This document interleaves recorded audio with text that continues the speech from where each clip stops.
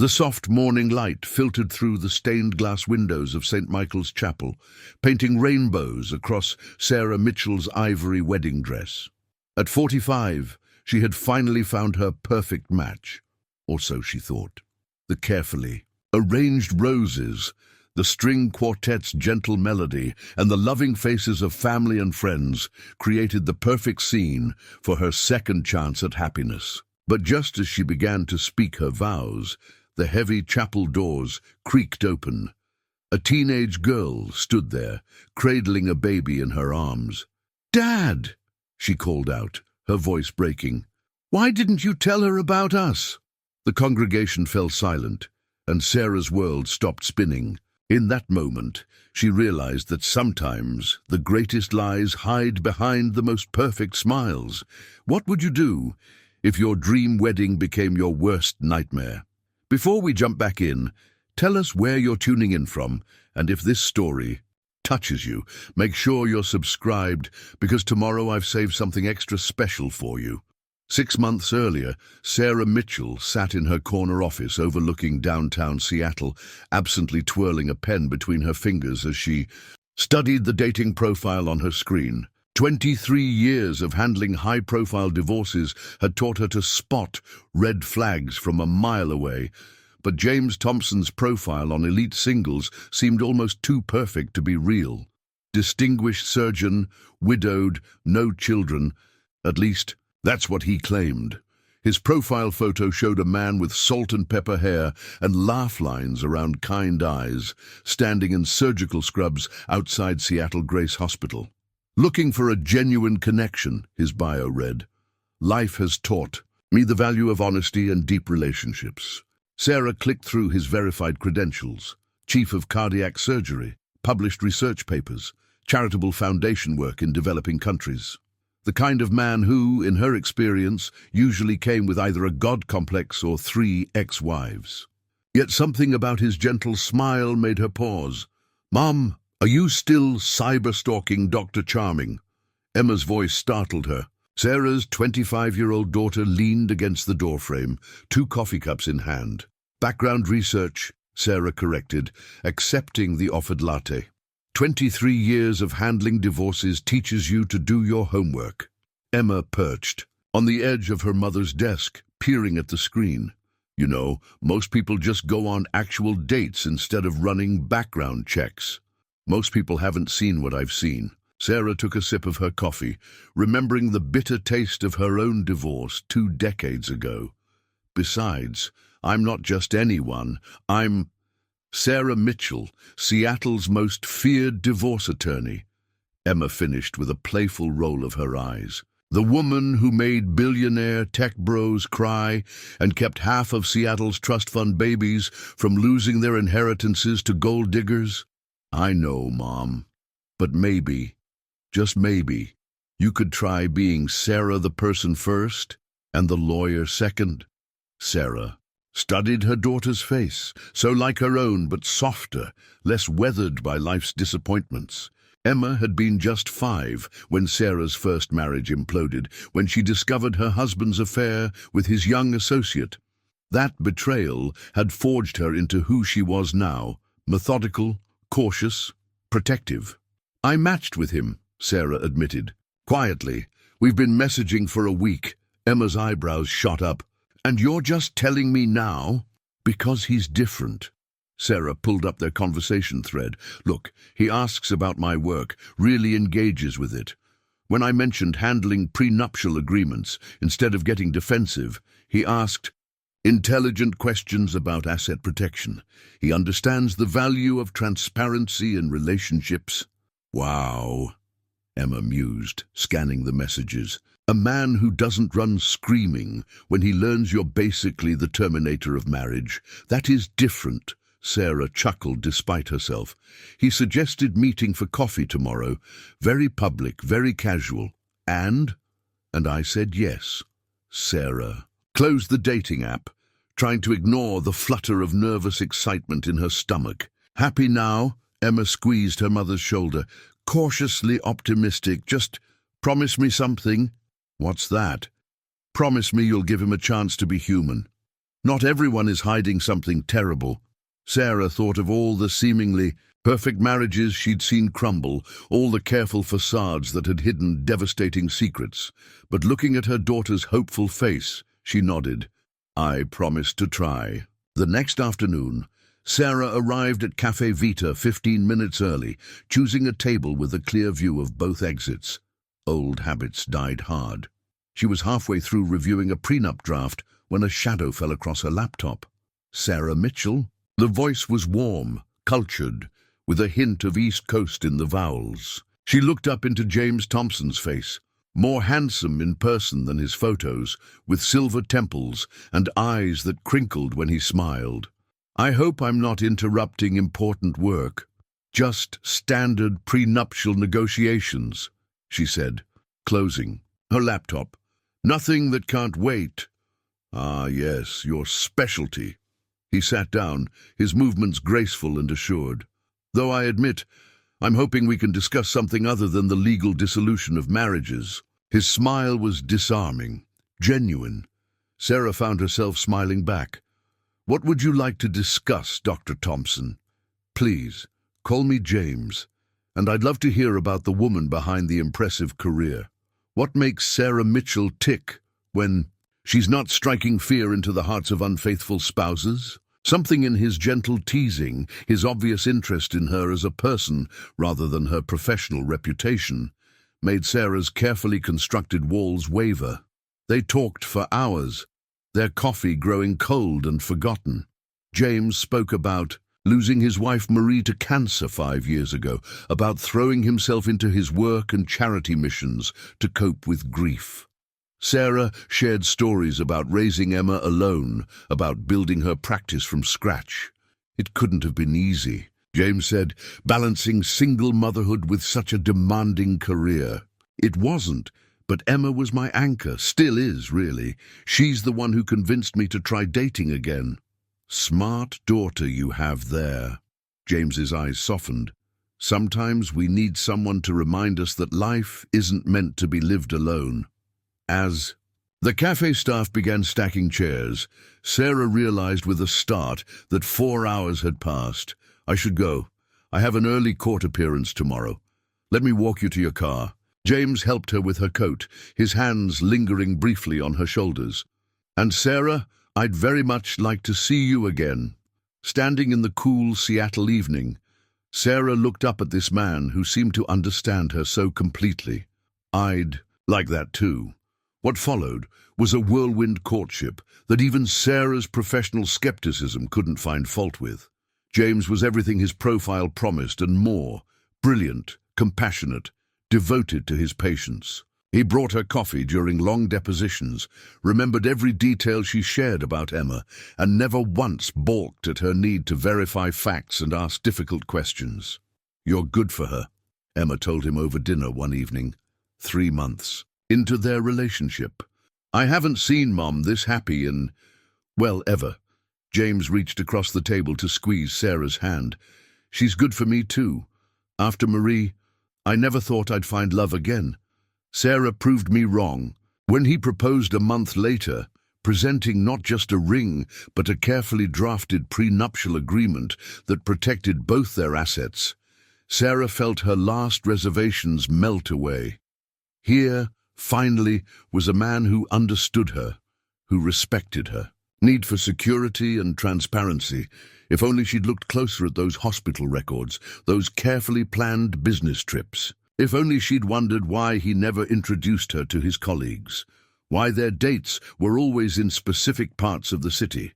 But love, even for a hardened divorce attorney, had a way of softening sharp edges and blurring red flags into rosy possibilities. The morning of her wedding dawned clear and crisp, typical Seattle spring weather that had Sarah's wedding planner, Diane, practically dancing with relief.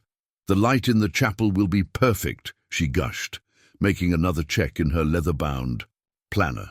And the roses arrived exactly the shade we ordered. Sarah stood at the window of her bridal suite at St. Michael's, watching early morning light paint the Olympic mountains in shades of pink and gold. Her ivory dress hung nearby, its delicate beadwork catching the light. At 45, she'd opted for elegant simplicity over princess fantasy, a choice that had made Emma laugh. No poofy meringue dress this time, her daughter had teased while they were shopping. I still have photos from your first wedding. That dress could have housed a family of 4. I was 22, Sarah had responded, smoothing her hands over the sleek silhouette of what would become her chosen gown. Everything was bigger then, my hair, my dreams, my capacity for self-delusion. Now, Emma carefully arranged Sarah's silver-streaked dark hair into soft waves, each movement precise and gentle. You're awfully quiet, Mom. Having flashbacks to the last time Sarah met her daughter's eyes in the mirror. Actually, no, that's what's strange. I keep waiting for doubt to creep in, for that voice that usually warns me about potential disasters. But it's silent. Maybe because there's nothing to warn about? Emma secured another pin. James is solid. Even my cynical, mother-trained radar hasn't picked up anything hinky. A knock at the door interrupted them. Diane poked her head in, her usual efficient smile firmly in place. Sarah? James is on the phone. He says it's urgent. Emma's hands stilled in Sarah's hair. Everything okay? Probably just pre-wedding jitters, Sarah said. But something in her stomach tightened as she took the phone. James? Sarah. His voice sounded strained. I'm so sorry, but there's been an emergency at the hospital. One of my patients, today, Sarah fought to keep her voice level. On our wedding day, it's a complicated valve replacement. The patient's been waiting months. I just need to check in, make sure the resident handling it is, of course. Sarah's legal training kicked in, keeping her tone professional despite the flicker of unease. How long? An hour, tops. I'll be there with plenty of time to spare, I promise. After hanging up, Sarah noticed Emma and Diane exchanging glances. What? Nothing, Emma said quickly. Just, didn't he mention last week that he'd cleared his schedule? Something about making sure there were no surgical emergencies today? Plans change. We both have demanding careers. It's one of the things we understand about each other. Sarah turned back to the mirror, ignoring the faint warning bells that had finally started to chime. The next 2 hours passed in a blur of final preparations. Her sister Claire arrived with mimosas and their mother in tow, filling the bridal suite with comfortable chatter. Sarah's mother fussed with the dress, Claire debated lipstick shades with Emma, and for a while the knot in Sarah's stomach eased, until Diane appeared again, her professional calm slightly frayed. Sarah? James isn't answering his phone. The ceremony should start in 30 minutes. Try the hospital, Sarah suggested, hating the tremor in her voice. Seattle Grace, cardiac unit. Diane stepped out, leaving a heavy silence behind. Claire broke it first. I'm sure everything's fine. Surgeons lose track of time, right? Right. Sarah smoothed non-existent wrinkles from her dress. And James is nothing if not conscientious about his patients. Emma perched on the arm of her mother's chair. Mom, what's wrong? Really? Sarah closed her eyes, forcing herself to examine the unease that had been building. This morning, when he called, something felt off. His voice was different. Different how? Like that time we caught Dad rehearsing his working. Late excuses, Emma said quietly. Remember when we surprised him at his office and heard him practicing in the bathroom mirror? Sarah's eyes snapped open. This isn't the same thing. Of course not, Emma backtracked quickly. James isn't Dad. I shouldn't have. He's back. Diane burst in, relief evident. He just arrived. Do you want me to tell the string quartet to start? Sarah stood, letting her mother and Claire fuss with her train. The warning bells in her mind had quieted, but they hadn't completely stopped. 23 years of reading people, of spotting lies and uncovering deceptions, had given her almost superhuman instincts. Those instincts were trying to tell her something now. Emma, she called as the others filed out.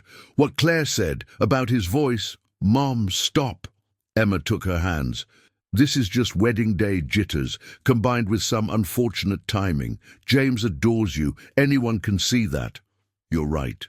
Sarah squared her shoulders, years of courtroom composure settling over her like armor. I'm being ridiculous. Totally ridiculous, Emma agreed, but her smile didn't quite reach her eyes. Ready to go get married? Sarah took one last look in the mirror. The woman who looked back was polished, elegant, ready to begin a new chapter. The silver in her hair caught the light like strands of wisdom earned, laugh lines at her eyes, speaking of a life fully lived. This was what second chances looked like, she told herself. This was what trusting again felt like. Ready, she said, picking up her bouquet of deep red roses. Later, she would remember this moment, the last few seconds of her life before everything. She thought she knew, shattered like a champagne flute dropped on marble floors. But for now, she was simply a bride, walking toward what she believed was her happy ending. The string quartet began to play, the chapel doors opened, and Sarah Mitchell, Seattle's most formidable divorce attorney, prepared to become Sarah Thompson. She didn't notice James dabbing at his forehead with a handkerchief, his complexion slightly grey. Didn't see him checking his phone one last time before slipping it into his pocket. Didn't catch the way his best man's smile seemed forced, uncertain. Instead, she focused on putting one foot in front of the other, on keeping her smile steady as she approached the altar. The chapel was perfect, soft light streaming through. Stained glass, roses perfuming the air, faces of loved ones turned toward her with joy and affection. This was her moment. Her fresh start, her chance to prove that sometimes love was worth the risk. And then the chapel doors creaked open. Time seemed to fracture into crystalline moments, each one sharp enough to draw blood. The girl in the doorway couldn't have been more than 17, her dark hair falling in messy waves around a face that bore striking similarities to the man. At the altar, the infant in her arms, swaddled in a pale blue blanket, squirmed and made soft, mewling sounds that echoed in the sudden silence. "Dad," she said again, her voice stronger now, though tears streamed down her cheeks. "I'm sorry, but I couldn't let you do this, not without her knowing the truth." Sarah felt the bouquet slip from her fingers, red roses scattering across the pristine white runner. The sound they made hitting the floor seemed unnaturally loud in the hushed chapel. Her legal mind, the part of her that had spent decades unraveling, complex webs of lies clicked into gear, even as her heart threatened to stop beating altogether. "James?" The word came out steady, professional, the same tone she used when presenting devastating evidence to an unsuspecting client. His face had gone ashen, sweat beading on his forehead. "Sarah, I can explain." "Dad, please." The girl took a step forward, adjusting the baby in her arms. "Mom's been gone for 8 months. Noah is your grandson. You can't pretend we don't exist." The congregation erupted in whispers. Sarah heard her mother's sharp intake of breath, felt Emma's hand grip her elbow, but she remained perfectly still, her courtroom mask firmly in place as she turned to face the man she'd been about to marry. "Your profile said widowed, no children." Each word fell like a gavel strike. "The background check showed no dependents. The hospital records—" "Different hospital," the girl interrupted. "He works at Mercy General on the east side, too. That's where he met my mom. That's where—" her voice broke. "That's where she died. Breast cancer. While he was here, playing the grieving widower." Sarah's professional demeanor cracked slightly. 2 hospitals. "Sarah." James reached for her hand, but she took a precise step backward. "Marie, my first wife, she did die 5 years ago. That part was true. Katie and her mother, that was different. Complicated." "Complicated?" Katie's laugh held no humor. "You married Mom in a private ceremony. You bought us a house. You were there every other weekend until she got sick. Then you just disappeared, said you had important surgeries, conferences, new responsibilities. She died thinking you were just busy. But you were here, weren't you? Starting over like..." We never existed. The baby began to cry in earnest now, his wails echoing off the vaulted ceiling. Sarah watched as James's face crumpled, years of careful deception dissolving under the weight of truth and infant tears. "I never meant," he started, "to get caught." Sarah's voice could have frozen Seattle's summer rain. "That's what they all say. Every single client I've ever had, sitting in my office, discovering their spouse's secret life. And now here I am, Seattle's most feared divorce attorney, about to become the cautionary tale of the year." Emma stepped forward, her face fierce. "Mom, not now, Emma." Sarah held up a hand, her mind racing through statutes and precedents, even as her heart splintered. "Katie, is it? How old are you exactly?" 17. Katie bounced the baby gently, trying to soothe him. "Noah's 4 months. And you have documentation, birth certificates, marriage license, property deeds." Katie nodded, tears still falling. "Everything in my bag. I brought it all because I knew he'd try to deny it. Sarah, please." James moved toward her again. "We can talk about this privately, work something out." "Work something out?" Sarah turned to face him fully, letting her professional mask slip just enough to show the steel beneath. "Like you worked things out with Katie's mother. Tell me, James, was that prenup you so carefully drafted meant to protect me, or to hide your other assets? The ones you used to support your second family?" The whispers in the congregation had grown louder. Sarah caught fragments of shocked conversations, saw phones being pulled out.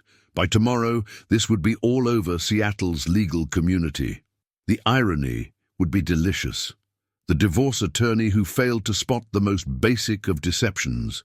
But looking at Katie's tear-streaked face, at the baby who shared James's chin and hairline, Sarah felt something else rise beneath the humiliation and rage.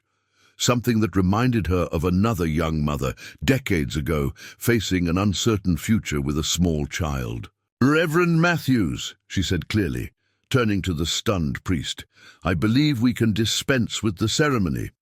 Emma, would you please show Katie and the baby to my office, the small conference room in the chapel complex?" she added, seeing Katie's confusion.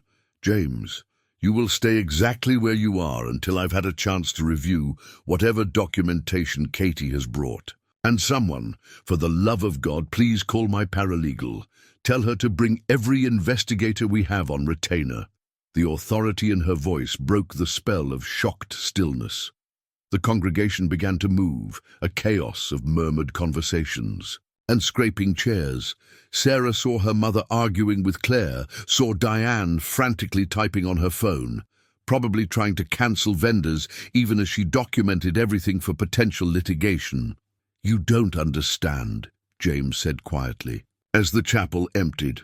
"I loved them both. Katie's mother, she knew about Marie. She accepted that I needed to keep our relationship private because of my position at Seattle Grace. And then, when she got sick, you found me," Sarah finished. "A fresh start, a chance to rewrite your history." She smiled, but there was no warmth in it. "Tell me, James, how many other families are out there? How many other hospitals do you work at? Should I be expecting more children to interrupt my next wedding?" He flinched. "There's no one else, I swear. You'll forgive me if I don't take your word for it." Sarah smoothed her hands down her ivory dress, the dress she'd chosen for its elegant simplicity, its promise of new beginnings. "You know what the worst part is? I actually understand. You compartmentalized, created separate perfect lives that never had to touch each other. It's what my clients do all the time. I just never thought—" She stopped, swallowing hard. "I never thought I'd be the one sitting on the wrong side of my desk." "Sarah, don't." She held up a hand. "Just don't. I need to go talk to your daughter, your real daughter, not the fiction you created for my benefit. And James, when I'm done, we're going to have a very long conversation about asset disclosure and fraud." The small conference room adjacent to the chapel had been Sarah's sanctuary during countless mediations. Now, watching Emma help Katie settle into one of the leather chairs, She found herself cataloguing details with the same clinical precision. She used for depositions Katie's trembling hands as she adjusted Noah's blanket, the worn leather of her shoulder bag, the dark circles under eyes too young for such exhaustion. "He's beautiful," Emma said softly, touching Noah's tiny fist. "May I hold him while you and Mom talk?" Katie hesitated, then carefully transferred the baby to Emma's arms. "He usually fusses with strangers, but he seems okay with you." "I have. A way with men," Emma joked, then winced. "Sorry, probably not the best time for—" "It's fine." Sarah pulled up a chair, close enough to show compassion, but maintaining enough distance for professional clarity. "Katie, I know this is overwhelming, but I need you to tell me everything. Start with your mother. What was her name?" "Rebecca. Rebecca Chen." Katie pulled a manila envelope from her bag, hands shaking slightly. "I brought her death certificate, and my birth certificate, and the marriage license, and pictures. Lots of pictures. I thought he might try to say I was lying." Sarah accepted the envelope, but didn't open it yet. "Tell me about your mom first. How did she meet James?" "She was a nurse at Mercy General. Dad, James. He did a rotation there every other week. They fell in love, got married in a private ceremony 3 years after his first wife died. Mom understood why it had to be quiet. He said it would hurt his position at Seattle Grace if people knew he was working at 2 hospitals. Katie's voice cracked. She believed him. We both did. Sarah's legal mind was already mapping timelines, overlapping events. "When did she get sick?" "Last year. Stage 4 breast cancer already in her bones by the time they caught it." Katie's composure wavered. "Dad started coming around less. Said he had important surgeries, couldn't find coverage. Mom just accepted. It said that's what happens when you marry a brilliant surgeon. She died thinking he was just busy." Emma made a soft sound of distress, cuddling Noah closer. Sarah noticed her daughter's protective instincts kicking in. The same instincts that had made her such a fierce defender of her own mother after the divorce. "And Noah," Sarah kept her voice gentle, "my boyfriend, ex-boyfriend now. When I got pregnant, Dad actually showed up for a while, helped arrange prenatal care, said he'd make sure we were taken care of. Then 3 months ago, I saw the engagement announcement in the Seattle Times. Your engagement announcement." Katie pulled out a crumpled newspaper clipping. "That's when I started digging. Found out about the house he bought you, the charity foundation, all of it. He had this whole other life, this perfect image he was building, while my mom was dying and I was trying to figure out how to be a single mother." The familiar rage that Sarah usually reserved for her most egregious cases bubbled up, not just at James's deception, but at the calculated cruelty of abandoning a dying woman and her pregnant teenage daughter. "Where are you living now?" "Mom's house. The one Dad bought us, but last month's mortgage payment bounced. I tried calling him, but he'd changed his number. I've been using Mom's life insurance to cover basics, but—" Katie's voice trembled. "I don't know what to do. Noah needs formula and diapers, and I'm supposed to start college in the fall, but with no help." Emma looked up sharply. "You got into college?" "UW. Full academic scholarship." A flash of pride broke through Katie's distress. "Mom made me apply even when she was sick, said education was everything." "Smart woman," Sarah said softly, thinking of her own mother's insistence that she finish law school after her divorce. "Katie, I want you to listen to me very carefully. What James did, the deception, the hidden assets, the abandoned obligations, it's not just morally wrong, it's legally actionable. As your father's almost wife, I had my firm do extensive background checks, but he managed to hide an entire life by carefully separating his identities at different hospitals. That's fraud. What does that mean for Noah and me?" "It means," Sarah said, slipping fully into her professional persona, "that you have rights, legal rights to support, to inheritance, to all the obligations a father owes his child and grandchild." Rights I'm very, very good at enforcing. Katie's eyes widened. But why would you help us? After what I did to your wedding, you didn't do anything to my wedding. Sarah's voice was firm. You told the truth, as someone who's built a career on uncovering lies. I respect that. Besides, she added with a slight smile, you've probably saved me from becoming another cautionary tale in my own case files. Mom, Emma said quietly, still cradling Noah, what are you thinking? Sarah looked at Katie, really looked at her, saw past the surface similarities to James, and recognized something else, the same determined vulnerability she'd seen in her own mirror 2 decades ago, when she'd been a young mother rebuilding her life. I'm thinking that I have a very expensive wedding reception paid for, a team of the city's best private investigators on retainer, and an overwhelming urge to make James Thompson regret ever thinking he could outsmart a divorce attorney. She leaned forward. Katie, if you'll let me, I'd like to help. Not just legally, but practically. You and Noah shouldn't have to worry about basics while we sort this out. Why? Katie whispered. You don't even know us. Because 23 years ago, I was a young mother whose life had just been upended by a man's lies. The difference is, I had a law degree and a support system. You deserved the same chance I had. Emma shifted Noah to one arm so she could reach for Katie's hand. Plus, you've given me a nephew to spoil. That's worth at least a few years of lattes and babysitting. For the first time, a real smile flickered across Katie's face. Then Noah began to fuss, his tiny face scrunching up in preparation for a cry. He's probably hungry, Katie said, reaching for the diaper bag. Emma, would you help Katie get settled with Noah's feeding? I need to make some calls. Sarah stood, straightening her wedding dress with precise movements. Starting with my investigators. Something tells me James Thompson's perfect life is about to become significantly less perfect. The contents of Katie's manila envelope spread across the conference room table told a story so different from the one Sarah thought she knew. It made her professional skepticism seem almost naive in retrospect. Photos showed James, her James, at a modest house in Bellevue, arm around a petite Asian woman with Katie's smile. Holiday snapshots, birthday celebrations, ordinary moments frozen in time.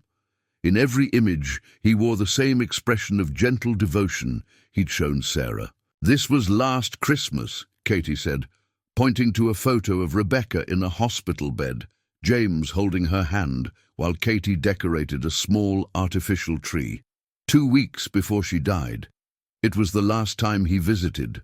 Sarah studied the image, noting details with practiced precision. The hospital room was private, expensive, Mercy General's oncology wing, according to the visible signage. He paid for her medical care? Top-tier insurance through his work there. He always made sure we had the best coverage. Katie's voice caught. Mom said that's how she knew he really loved us, even if we had to keep the marriage quiet. He took a care of us until he didn't. Emma murmured, still holding a sleeping Noah. She'd refused to let Katie take him back, insisting the younger woman needed rest. Sarah picked up Rebecca's death certificate, her trained eye catching crucial details. January 15th. That was 2 weeks after James proposed to me. The timeline made her stomach churn.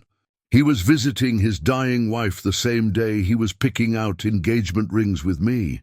He compartmentalized everything, Katie said, pulling out more documents. Look at this, the deed to Mom's house. It's in the name of a corporation, Thompson, Medical Consulting. We always thought it was related to his hospital work. Sarah's eyes narrowed. May I? At Katie's nod, she pulled out her phone, quickly texting her office manager. I need to check something. That corporation, it might be more than just a shell for hiding assets. While they waited for a response, Katie continued sorting through papers. Here's their marriage certificate and Mom's life insurance policy and... She stopped, holding up a document with trembling hands. I've never seen this before. It's a trust agreement, Dated last year. Dad set up a trust for Noah, but her voice broke. The funding never went through, the account's empty. Sarah's phone buzzed. Reading the message, she felt a cold certainty settle over her. Thompson Medical Consulting is registered in 3 states. It owns properties in each. And residential properties. She looked up at Katie. I don't suppose your mother ever mentioned your father having business interests in Portland or San Diego? Katie's face went pale. No, but there were times he'd be gone for weeks. Said he had surgical conferences, consulting work. Mom. Emma's voice was careful. What are you thinking? I'm thinking we need to expand our investigation beyond Seattle. Sarah's tone was clipped, professional. Katie, did your mother keep a diary, letters, emails? Her laptop. I haven't been able to bring myself to look through it yet. Katie hugged herself. It's at home. The password was their wedding date. Would you be willing to let my team examine it? My forensics people are discreet, and anything we find would be protected under attorney-client privilege. Attorney-client? Katie looked confused. But I'm not. You are now. Sarah's smile held no warmth. As of this moment, I'm officially representing you and Noah in matters relating to James Thompson's paternal obligations and fraudulent asset concealment. Unless you'd prefer different counsel. No! I mean, can you really? After everything? Katie. Sarah gentled her voice. What you did today was incredibly brave. You could have tried to blackmail James, could have made private demands.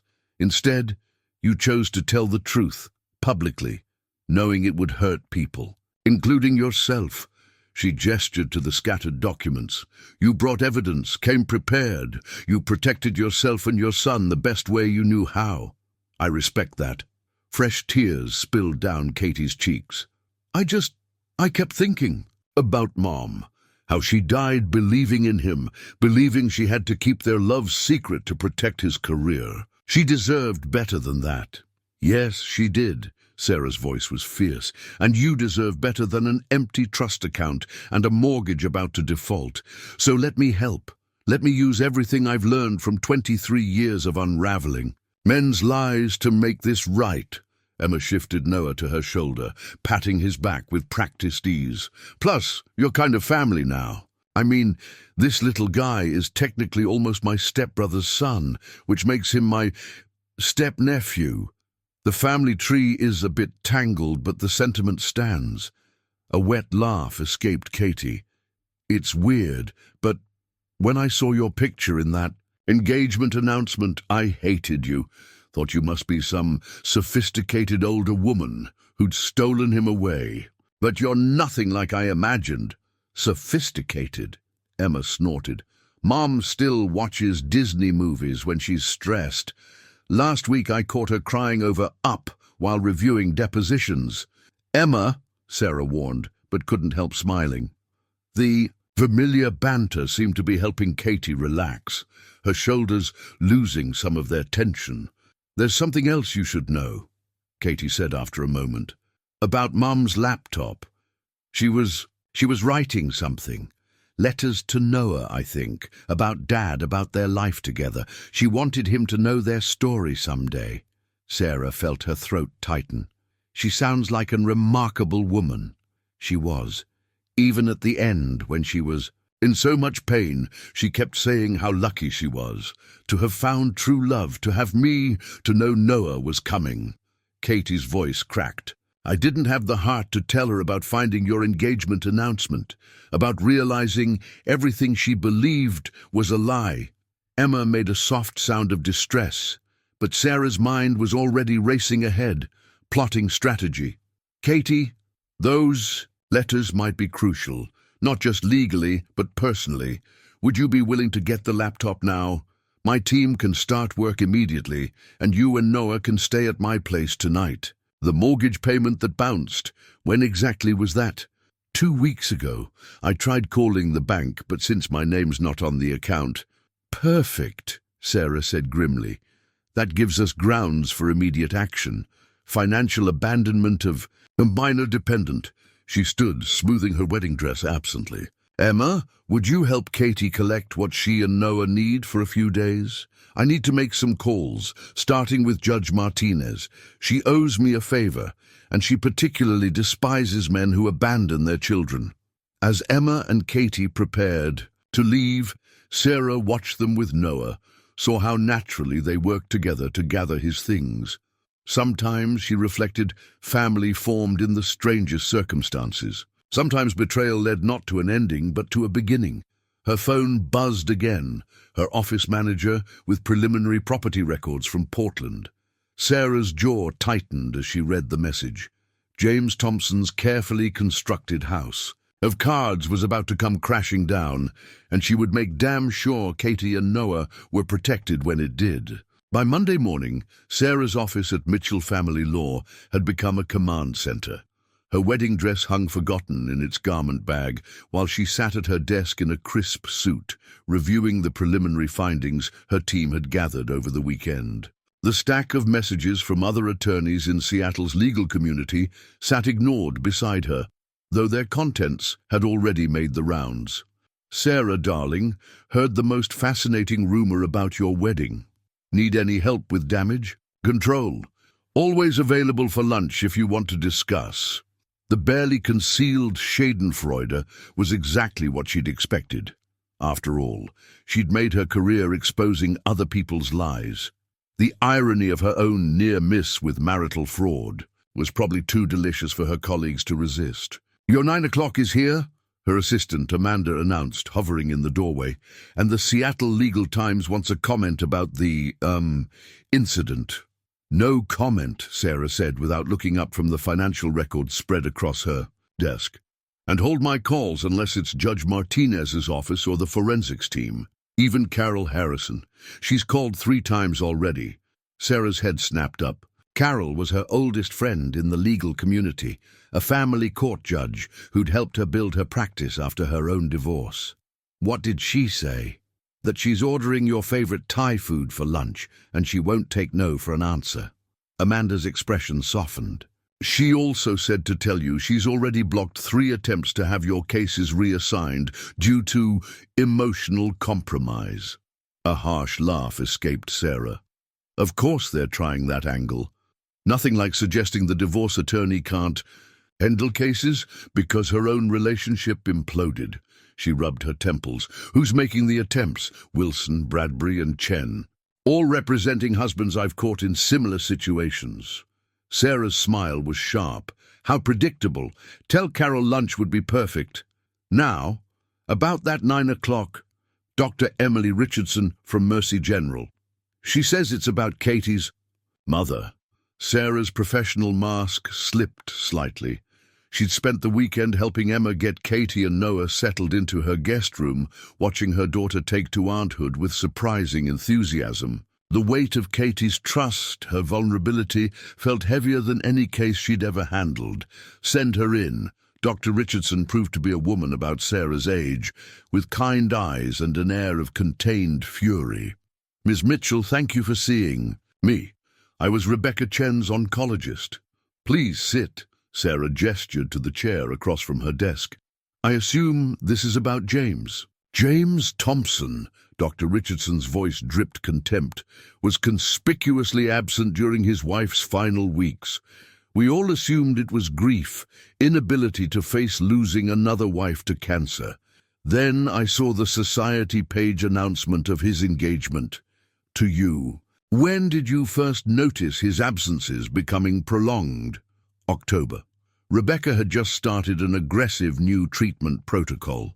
He should have been there daily, making decisions, supporting Katie. Instead, he'd show up for 10 minutes, sign whatever papers we needed, and vanish.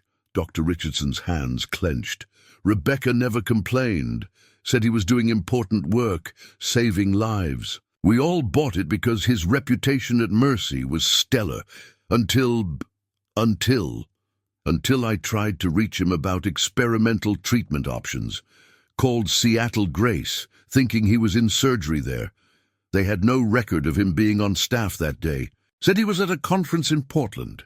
She met Sarah's eyes. That was December 28th, the day he proposed to you, according to the announcement. Sarah made a note in her file, her handwriting perfectly controlled despite her churning stomach. Would you be willing to provide a formal statement about his patterns of absence, the timing of medical decisions? I'll do better than that. Dr. Richardson pulled a thumb drive from her bag. Hospital visitor logs, security footage, timestamps, every record of when he was and wasn't there during Rebecca's final months. I had our IT department compile it after Katie told me what happened at your wedding. You've seen Katie. She came by yesterday for Noah's checkup. That girl. Dr. Richardson's professional demeanor cracked slightly. She shouldn't have had to handle her mother's death alone, shouldn't have to worry about losing her home while caring for a newborn. When I think about him buying another house across town, planning another wedding, while his daughter was sleeping in a hospital chair beside her dying mother. The house won't be an issue, Sarah said firmly. I've already filed for emergency injunctive relief to prevent any asset disposal. Katie and Noah will be taken care of. By his almost wife. Dr. Richardson's tone held skepticism. No offense, Miss Mitchell, but why would you help them?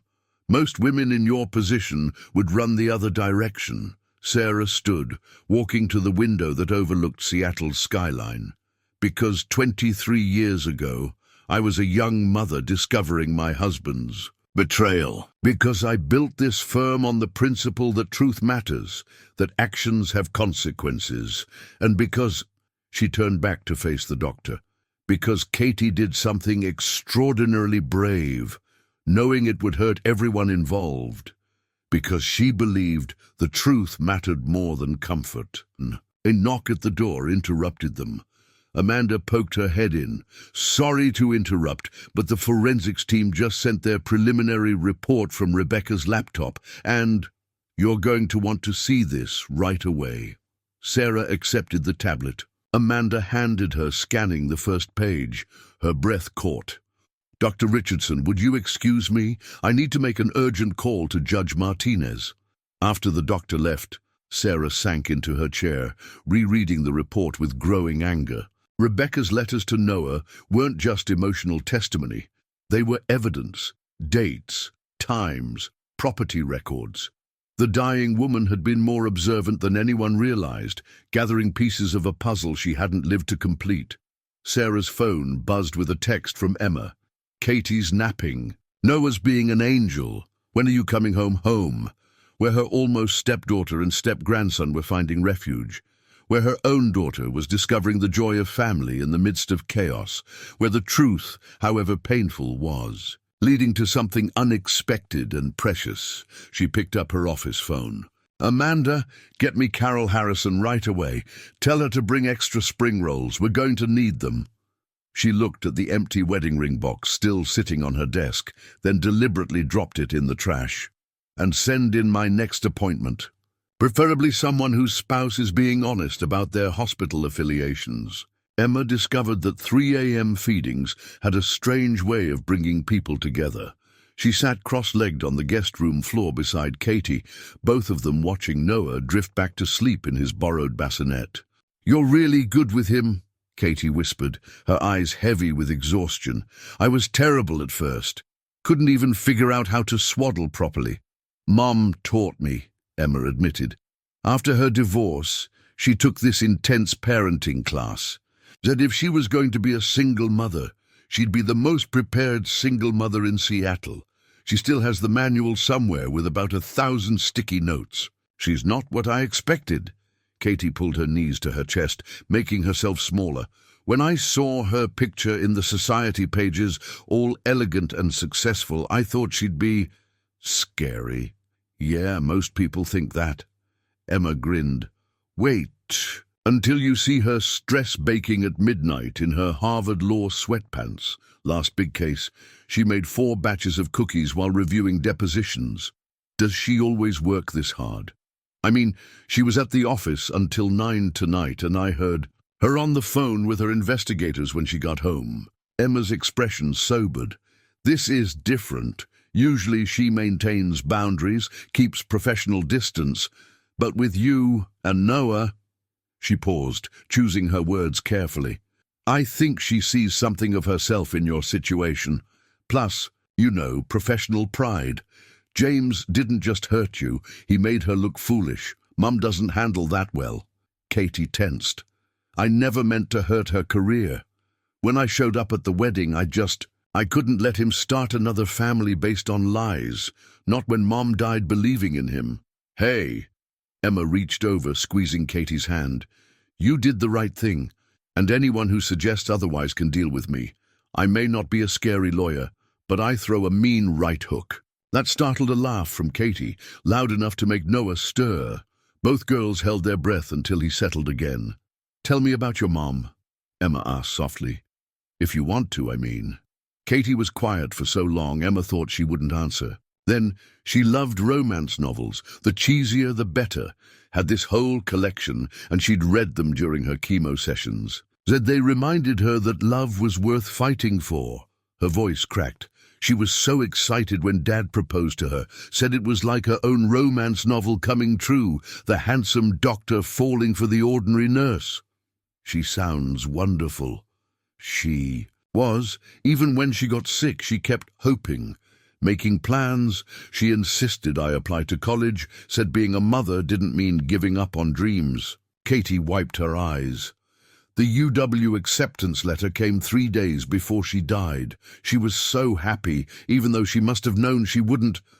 She stopped, shoulders shaking. Emma moved closer, wrapping an arm around Katie's shoulders.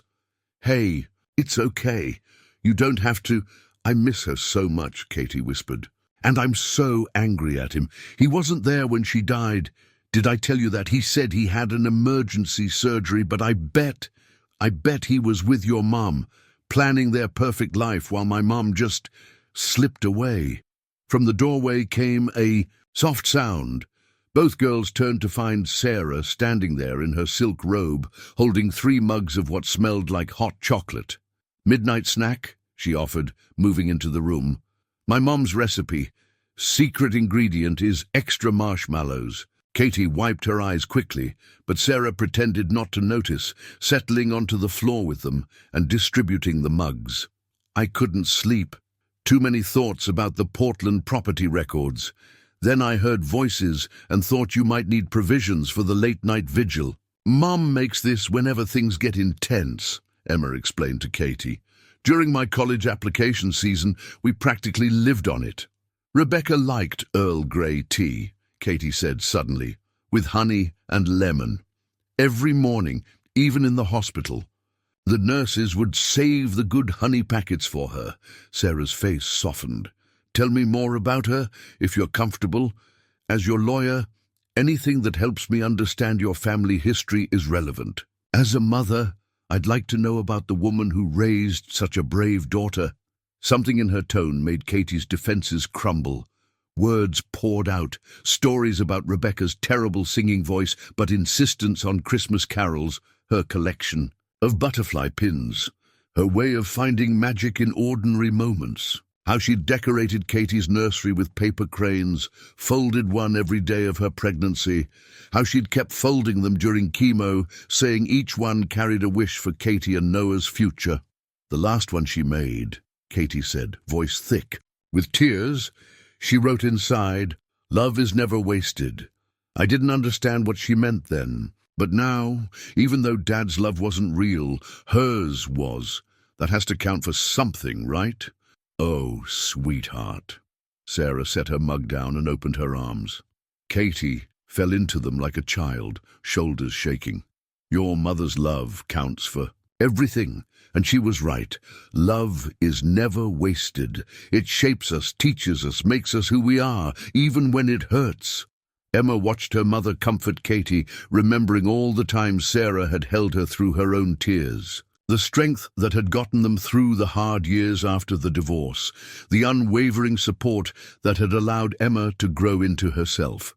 Noah made a small sound in his sleep, and 3 generations of women turned to watch him, this tiny being who had inadvertently brought them together. You know, Sarah said thoughtfully, There's a clause in Washington state law about grandparental rights. Usually it's hard to enforce, but given the documented marriage and James's pattern of behavior— Mom, Emma interrupted gently, maybe the legal strategy can wait until morning. Sarah looked sheepish. Right, sorry, professional habit, although— She smiled suddenly. Katie, how would you feel about learning to make stress relief cookies? I have a feeling we're all going to need them in the coming weeks. Now? Katie asked, surprised. Why not? Noah's sleeping, we're all awake, and I just got some very interesting phone records from my investigators that I need to process. Nothing. Helps me think like baking. Emma stood, pulling Katie up with her. Fair warning, Mom's stress baking is legendary. Hope you like snickerdoodles. As they headed to the kitchen, Emma glanced back at Noah's peaceful form. Her almost stepfather's grandson, who would never know his grandmother's gentle strength, but who somehow had found his way to a different kind of family, one forged not from blood or marriage, but from truth and choices and midnight cups of hot chocolate. Sarah stared at the financial documents spread across her dining room table, her morning coffee growing cold beside her. The forensics team had worked through the night, correlating data from Rebecca's laptop with the records from Thompson Medical Consulting, and what they'd uncovered made her previous suspicions seem almost quaint. Mom, Emma padded into the dining room in her pajamas. You've got that look. The one you had when you discovered that tech CEO had 3 separate families, in 3 different countries. This is worse. Sarah pushed back from the table, running her hands through her hair. Where's Katie? Still sleeping. Noah had a fussy night. Emma poured herself coffee and peered at the documents. What am I looking at? The tip of a very large, very ugly iceberg. Sarah picked up her phone as it buzzed with another message from her investigators. Reading it, her face hardened.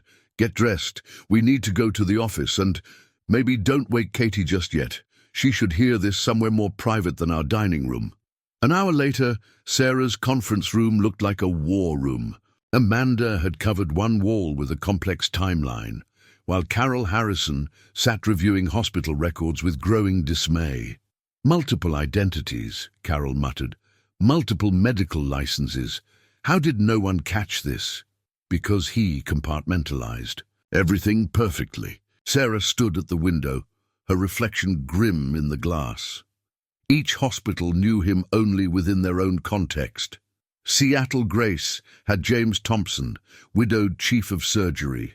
Mercy General had James Chen, taking his wife's name after their private marriage. And in Portland, James Martinez, Amanda finished, pinning another document to the wall, married to another nurse, Maria Martinez, who conveniently died of cancer 2 years ago, also leaving behind a teenage daughter.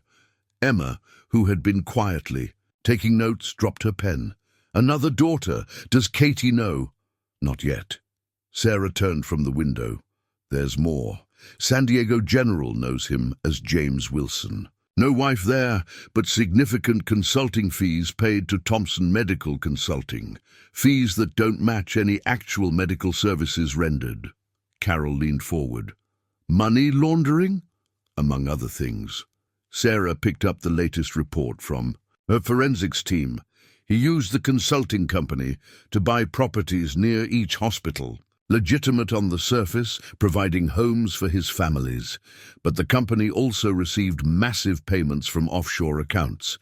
We're still tracing the sources, but preliminary findings suggest links to prescription drug distribution networks. Oh, God! Emma's face had gone pale. He wasn't just lying about his marriages. He was using his positions at multiple hospitals to facilitate prescription fraud. Yes. Sarah's voice was steel. The consulting fees were payments for access to multiple prescription systems. The different identities let him write prescriptions that wouldn't trigger normal monitoring protocols. Classical drug diversion scheme, just on a scale I've never seen before. But the wives, Carol asked quietly, the daughters, were they part of it? No, they were his cover. Respectable local doctor, tragic widower, devoted father, perfect camouflage for his real operations. Sarah's hands clenched. He didn't just use these women, he chose them specifically. Single mothers, nurses, women who would understand his demanding schedule and appreciate his financial support. Women who would keep his secrets out of love and gratitude. Emma made a soft sound of distress. And when they got sick, when they became complications instead of cover, he let them die. Amanda's voice shook as she pinned up another document. All three wives had similar cancer diagnoses. All three received care at hospitals where he had privileges. All three died within months of starting aggressive treatment protocols. A heavy silence fell over the room. Sarah moved to the timeline, studying the overlapping patterns of marriages, deaths, and property purchases. The question is, why risk it all now? Why propose to me, knowing a divorce attorney would eventually discover? She stopped, staring at a date circled in red. Amanda, pull up the DEA's investigation database. Search for any pending cases involving prescription fraud. At Seattle, Grace, or Mercy General. Amanda's fingers flew over her keyboard. After a moment she looked up, face grim. Task force formed 3 months ago, investigating unusual prescription patterns in the Pacific Northwest.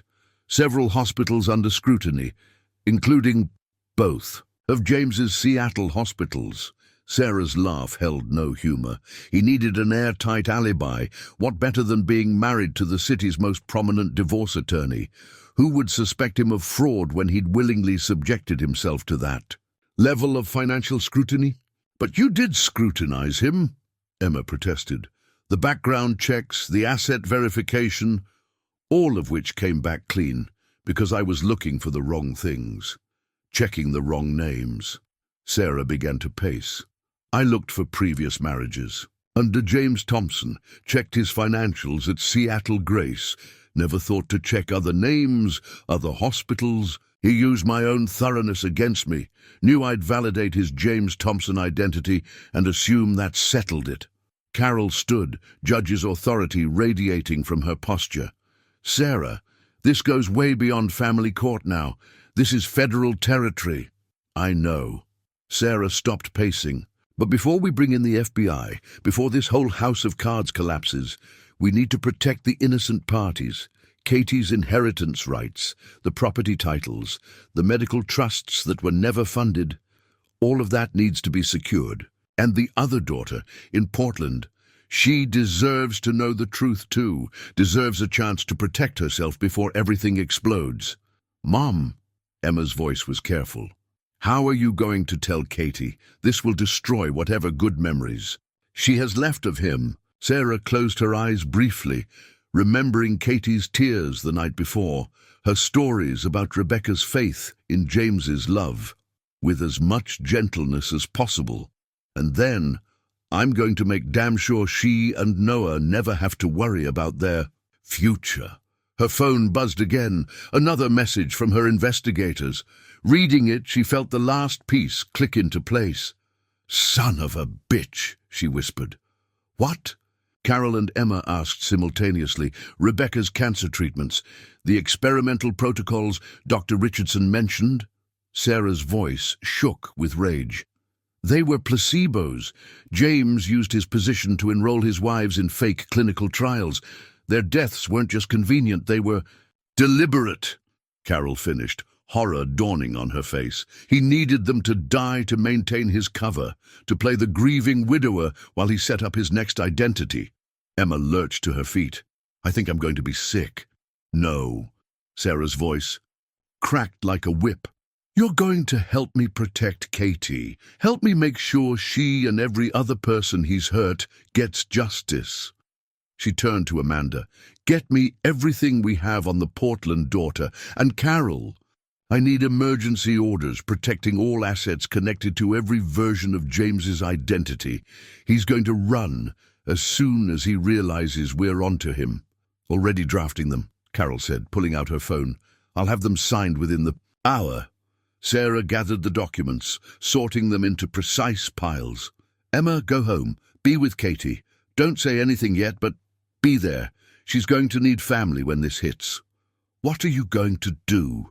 Sarah's smile was grimly satisfied. I'm going to do what I do best.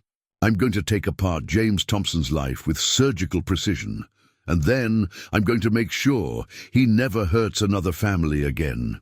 As her team mobilized around her, Sarah spared a moment of gratitude for the interrupted wedding that had exposed not just a personal betrayal, but something far darker. Sometimes, she reflected, the worst moments of our lives led to unexpected salvation, not just for ourselves, but for others we never knew needed saving. By sunset, Sarah's conference room had transformed into a command center for what her team now called Operation Paper Trail. 3 whiteboards tracked different aspects of James's deception: financial fraud, medical crimes, and family obligations. The last board held photos of his victims, Rebecca Chen, Maria Martinez and their daughters, lives interrupted by one man's elaborate web of lies. Judge Martinez had come through with comprehensive asset freeze orders. Every property, account, and corporation connected to James's various identities was now legally untouchable. But Sarah knew from experience that men like James always had contingency plans, hidden resources tucked away for a quick escape. The Portland daughter's name is Isabel, Amanda reported, hanging another photo on the family board. 17, like Katie, full scholarship to Stanford this fall. Her mother died during a clinical trial 8 months before Rebecca. Sarah studied Isabel's photo. Another dark-haired girl with James's smile, another life he'd casually destroyed. "Have you made contact?" Through her school counselor. "She's willing to meet, but she's scared. Says her father's been acting strange since Rebecca's death, making cryptic comments about having to clean up loose ends." The phrase sent a chill down Sarah's spine. "Get her here. Today. Use the firm's emergency fund if needed, but get her somewhere safe. Already booked her a flight. Emma's picking her up at SeaTac in 3 hours." Sarah smiled grimly. Her daughter had taken to protective older sister mode with a vengeance, refusing to leave Katie's side except for essential missions. Like this. "Good. What about the FBI?" "Meeting scheduled for tomorrow morning. Agent Chen, no relation to Rebecca, specializes in medical fraud cases. She's particularly interested in the clinical trial angle. And James, still operating at Seattle Grace. Like nothing's wrong, but our surveillance team reports he made 4 calls to a burner phone this morning, and his office computer shows searches for international flights." Sarah's jaw tightened. "He's planning to run, probably has a go-bag and clean passport already prepared. Amanda, call Dr. Richardson. Tell her to document everything about Rebecca's treatment, every prescription, every protocol, every decision." James made. "We need—" A commotion in the outer office interrupted her. Katie burst in. Noah clutched to her chest, her face streaked with tears. Claire, Sarah's sister, followed close behind. "Tell me it's not true," Katie demanded. "Tell me he wouldn't—" Sarah's heart sank. "Who told you?" "Nobody had to tell me. I found Mom's journal, the one she kept during her treatment. She wrote about the medicine making her feel strange, different from her friends in regular chemo.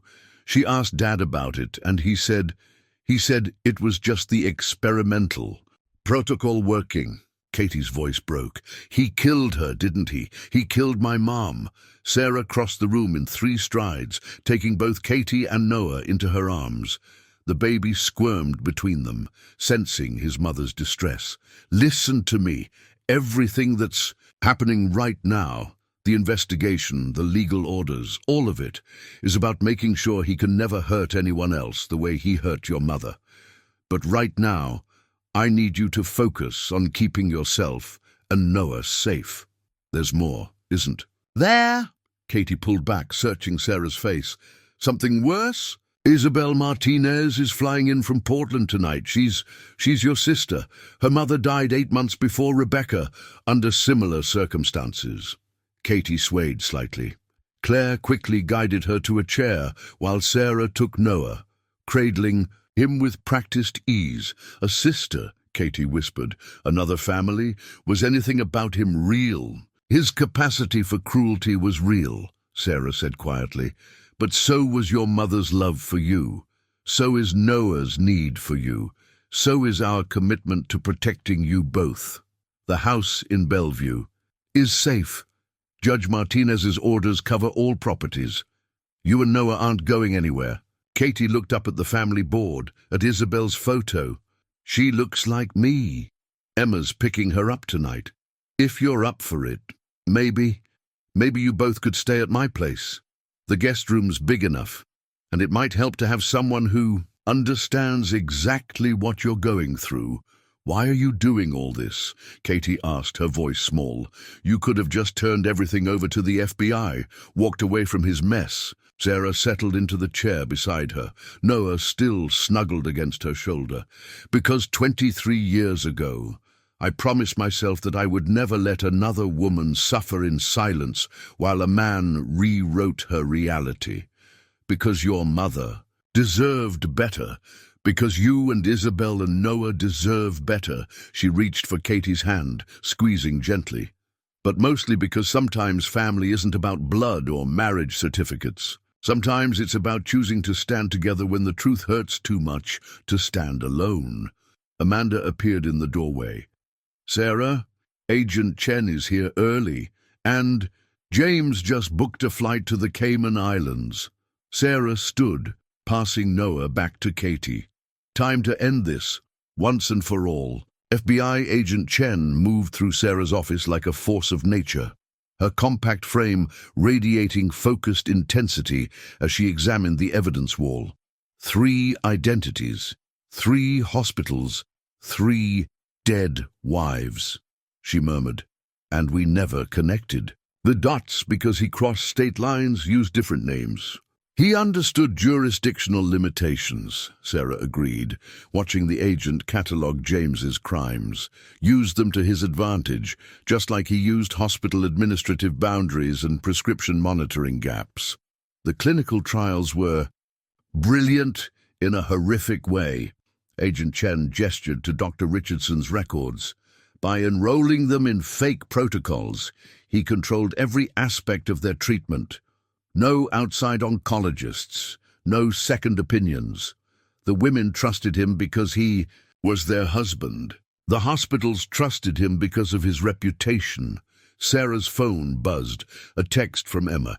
Isabel landed, she has documents, lots of them. Mom, it's worse than we thought. How much time do we have before his flight?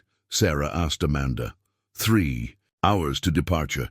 But our surveillance team reports he hasn't left Seattle Grace yet. He's performing surgery. Agent Chen's eyes narrowed. Today, with everything closing in. He's maintaining his routine, Sarah said, understanding dawning, making sure there are witnesses to his normal behavior, establishing plausible deniability.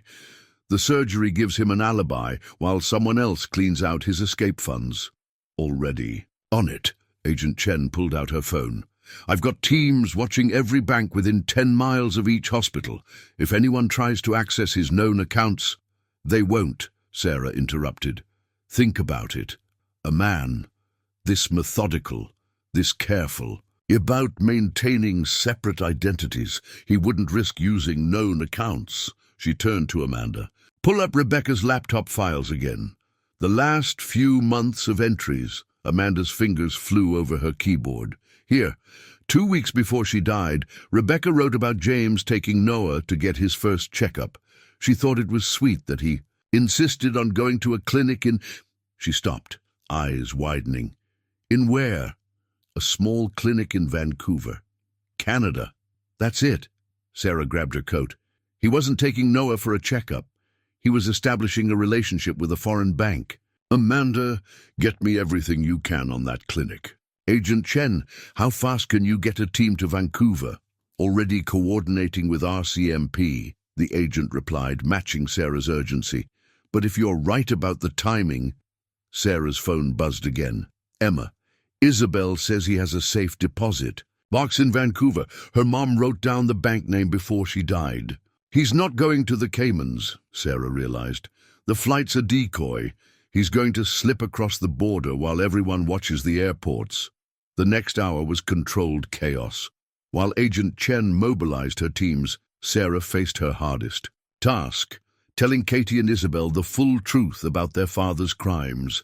The girl sat on her office couch, mirror images of grief and shock, while Emma hovered protectively nearby. Noah slept in his carrier, blissfully unaware of the storm surrounding his grandfather's true nature. The clinical trials, Isabel said hollowly, the ones that were supposed to save them, they were just poison, different combinations of medications. Sarah explained gently, administered in ways that would mask their true effects.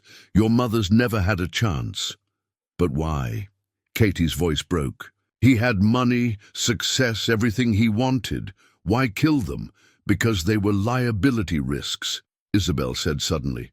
Mom started asking questions near the end, about his other hospital work, his consulting. She was a nurse. She understood. Medical protocols. She must have started figuring it out. And Dad needed grieving widower as his cover story. Katie added bitterly, can't maintain multiple identities if your wives start comparing notes. Sarah watched the sisters piece it together, their shared pain forging a bond stronger than DNA. Emma sat between them, one hand on each girl's shoulder, her own face reflecting their anguish. What happens now? Isabel asked. As if in answer, Sarah's phone rang. Agent Chen. We've got him. RCMP intercepted him at a private airfield just outside Vancouver. Found 3 passports, bearer bonds, and enough evidence of prescription fraud to put him away for decades. A pause. He's asking to make a deal. No deals, Sarah said firmly, meeting Katie and Isabel's eyes. He doesn't get to negotiate his way out of this one. After she hung up, a heavy silence filled the office. Finally, Katie spoke. I don't want his money. Any of it. It's all poison, just like those trials. No, Sarah said, her voice steel-wrapped. In silk. That money is your inheritance. Yours and Isabel's and Noah's. It's compensation for everything he stole from you. Your mother's, your trust, your family history. And I'm going to make sure you get every penny. Isabel reached for Katie's. And do together, Katie squeezed back. Together. Outside Sarah's office window, Seattle's lights twinkled in the gathering dusk. Somewhere in Vancouver, James Thompson, or whatever his real name was finally facing the consequences of his calculated cruelty. But here, in this room, something new was taking root. A family forged not from deception, but from its unraveling. The morning after James's arrest, Sarah sat in Judge Martinez's chambers, a stack of guardianship papers between them. Through the window, early sunlight painted Seattle's skyline in shades of promise. You understand what you're taking on?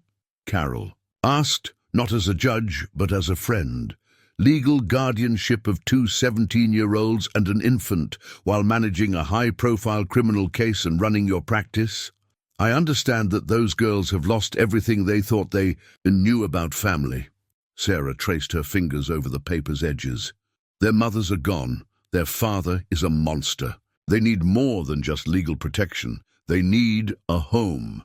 And you're sure you're ready for this, after everything that's happened? Sarah thought of the scene in her kitchen that morning, Emma teaching Isabel how to make her signature chocolate chip pancakes while Katie fed Noah, all of them still in pajamas, sharing quiet laughter despite everything. The way her too-quiet house had filled with life, with purpose beyond career success and carefully maintained boundaries. You know what I realized, watching them together. Sarah met Carol's eyes.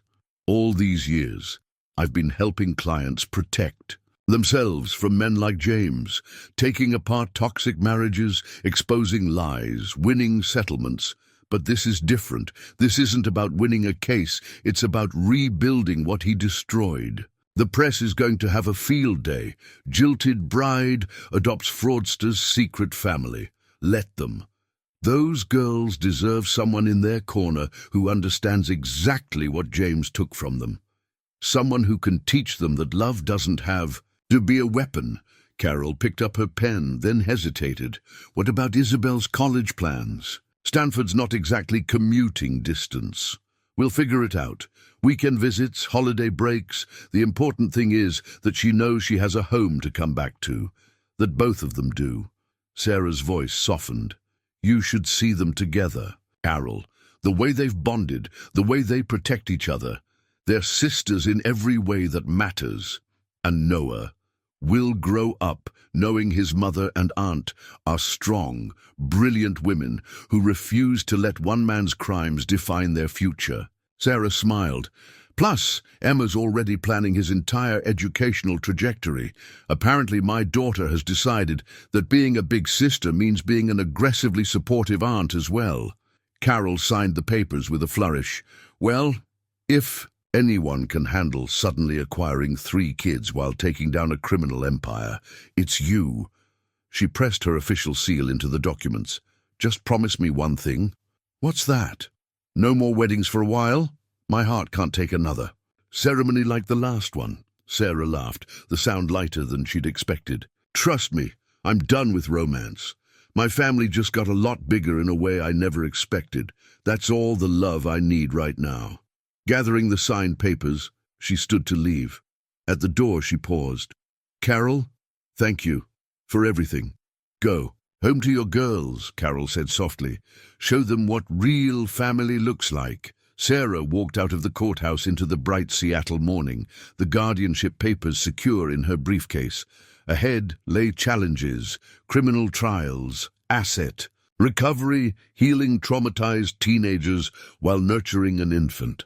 But for the first time since Katie burst into that chapel, Sarah felt nothing but certainty. Sometimes, she reflected, the families we choose are stronger than the ones we're born into or try to marry into. Sometimes love shows up in the midst of chaos, wearing pajamas and making pancakes together on a sunny morning.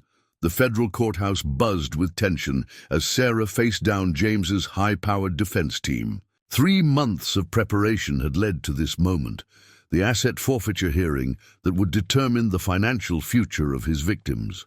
Your Honor, James's lead attorney argued, these assets were legally acquired through Dr. Thompson's medical practice. The government's attempt to seize them, the government, Sarah interrupted, rising from her seat, has documented evidence that every property, every account was funded through systematic prescription fraud and medical abuse. But that's not why we're here today. She approached the bench, laying out 3 death certificates. We're here because Rebecca Chen, Maria Martinez, and Leslie Thompson died believing they were receiving legitimate cancer treatment from a man who had taken sacred vows to love and protect them. Their daughter's inheritance rights supersede any criminal asset forfeiture. The judge leaned forward. Ms. Mitchell, while the criminal charges against Dr. Thompson are severe, this hearing is specifically about asset disposition. Exactly. Sarah pulled out another document. Under Washington state law, when a spouse commits fraud resulting in death, surviving children have priority claim to all marital assets. The same principle applies in Oregon and California. These girls lost their mothers to his crimes. They shouldn't lose their financial security to government seizure, James's attorney scoffed. There's no precedent for applying wrongful death statutes to federal asset forfeiture.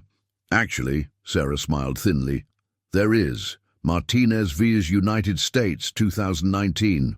The Ninth Circuit held that victims' rights to restitution take precedence over governmental asset claims when the perpetrator's crimes directly caused loss of life and inheritance. She could feel the momentum shifting in the courtroom.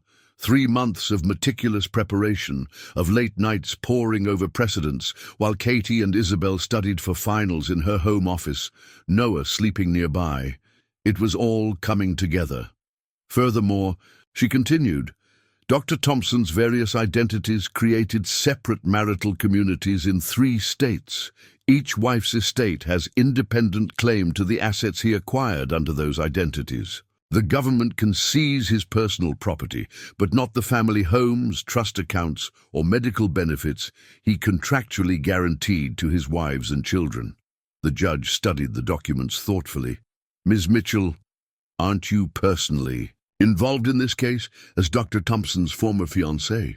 Yes, Your Honor. I'm also the legal guardian of his daughters and grandson. Sarah's voice carried absolute conviction, which means I understand exactly what's at stake. These girls deserve more than justice. They deserve security, a chance to rebuild what their father destroyed. After what felt like eternity, the judge nodded. The court finds for the plaintiffs. All residential properties and family trust accounts are to be preserved for the benefit of the surviving children. The government may proceed with seizure of remaining assets pursuant to criminal forfeiture guidelines. Outside the courthouse, Emma hugged her mother fiercely. "You did it!" "We did it," Sarah corrected, watching Katie and Isabel emerge from the courthouse daycare with Noah. "All of us, together." "Does this mean we get to keep the house?"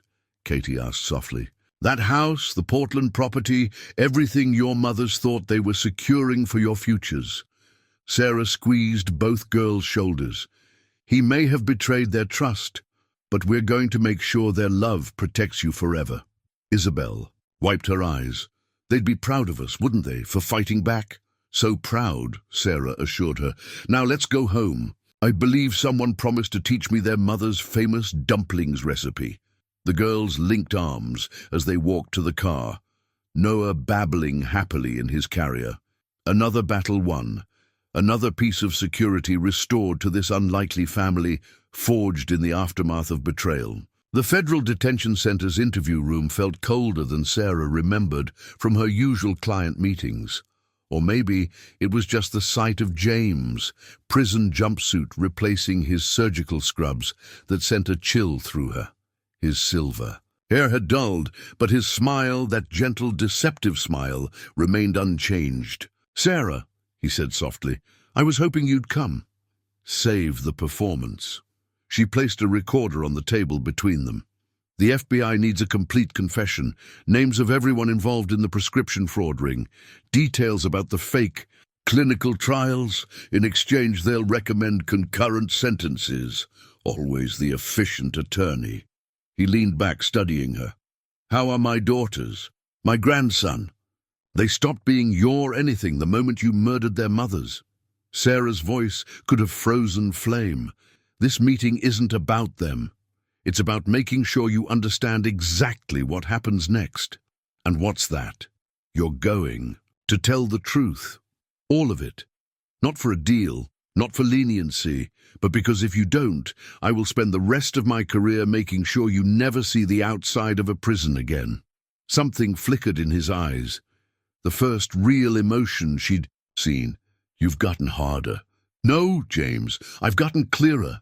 About who you are, about what matters." She opened her briefcase, removing 3 photographs. "Rebecca Chen, Maria Martinez, Leslie Thompson. Look at them. Really look at the women you murdered." "I loved them," he protested, but his voice wavered. "You used them as covers, as convenient victims, as stepping stones to your next identity. But here's what you never understood about love." Sarah leaned forward. "Real love builds. It doesn't destroy. It protects. It doesn't poison. The clinical trials were designed to kill them slowly enough to avoid suspicion. We found your research notes in Vancouver. The carefully calculated combinations of medications, the fake protocol documentation. You didn't just murder them, James. You tortured them while convincing them you were trying to save them." His mask finally cracked. "They were asking questions, getting too close. Maria found receipts from Portland. Rebecca noticed discrepancies in prescription records. I couldn't risk your drug distribution network being exposed." Sarah activated the recorder. "Tell me about that, about how you used multiple hospital affiliations to access different prescription systems." And suddenly, like a dam breaking, James Thompson began to talk. About the offshore accounts, the criminal enterprise he'd built, the careful way he'd selected his victims, nurses who understood medical protocols but trusted his expertise completely. "I chose you for the same reason," he admitted finally. "Your reputation, your thoroughness, it would have made the perfect cover. Who would suspect a man willing to marry Seattle's most feared divorce attorney?" "You forgot something crucial," Sarah said quietly. I didn't become who I am by ignoring red flags. I became who I am by protecting people from men exactly like you. She stood, gathering her materials. The FBI will be in to finish taking your statement. But first, you should know, Katie and Isabel are thriving. Noah's walking now, calling Emma auntie. They're building a beautiful life, one you'll never be part of. At the door, she turned back one last time. You know what the irony is, James. In trying to destroy so many families, you accidentally helped create a real one built on truth instead of lies, one you'll never be able to hurt. His response was lost as the door closed behind her. Sarah walked out of the detention center into bright sunshine, leaving James Thompson and his web of lies in the darkness where they belonged. Thanksgiving came to Sarah's house with the scent of unfamiliar spices and the sound of laughter. In the kitchen, Katie and Isabel worked side by side, recreating their mother's recipes, Rebecca's dumplings steaming beside Maria's enchiladas. Emma darted between them, sampling everything while pretending to help, while Noah toddled after her on unsteady legs. Sarah watched from the doorway, taking in the scene like a photograph she wanted to keep forever. Her daughter teaching Noah to say more in sign language, Katie showing Isabel the precise way to pleat dumpling wrappers, the way the sisters unconsciously mirrored each other's movements. 6 months had passed since James's confession. 6 months of therapy sessions, of late-night tears, of slowly rebuilding trust in the world. But here, in this kitchen filled with the mingled aromas of 2 lost mothers' love, Sarah saw healing taking root. "Mom," Emma called, "we need your professional opinion on dumpling crimping technique." Sarah smiled and stepped into the warmth of her expanded family. Some wounds, she knew, could only be healed by making new memories. The acceptance letter from the University of Washington Law School lay on Sarah's desk like a promise. Katie had just left her office, eyes bright with excitement, Noah balanced on her hip. "Pre-law," she'd announced, "like you, but for medical fraud cases, to help other families." Sarah touched the letter gently, remembering similar dreams from decades ago. Through her window, she could see Isabel loading boxes into her car for Stanford, Emma helping while simultaneously filming the process for their nightly video call. Ritual when Isabel was away at college. The girls had chosen to hyphenate their names, Katie Chen Mitchell and Isabel Martinez Mitchell, a decision that had brought Sarah to tears when they'd presented the paperwork. Not to erase their mother's memories, they'd explained, but to honor the family that had helped them survive their father's betrayal. In her desk drawer, Sarah kept a photo from that day at the courthouse. 4 women and a baby, linked not by blood, but by choice, by understanding, by the kind of love that builds instead of breaks. 1 year to the day after the wedding that wasn't, Sarah stood in her backyard garden, watching Isabel adjust Katie's graduation cap. Noah, now steady on his feet, ran circles around them in his tiny suit, while Emma captured everything on camera for the family archives. No white dress this time, no elaborate ceremony. Instead, Katie wore UW purple under her gown, a butterfly, pin from her mother's collection, fastened near her heart. Isabel had flown in from Stanford, bringing stories of pre-med challenges and the care packages her dorm mates called Mitchell Family Survival Kits. "Ready for your speech?" Sarah asked, straightening Katie's honors cords. "Ready." Katie smiled, touching the butterfly pin. "Did you see? Isabel's wearing Mom's too." Sarah looked at her daughters, all 3 of them, and the grandson who had brought them together. No minister today, no false vows, just a family built from broken pieces, stronger at the mended places. "Come on," Emma called. "Group photo before." "We're late." "Mom, you're going to cry during the speech, aren't you?" "Probably," Sarah admitted, "but these are the good tears."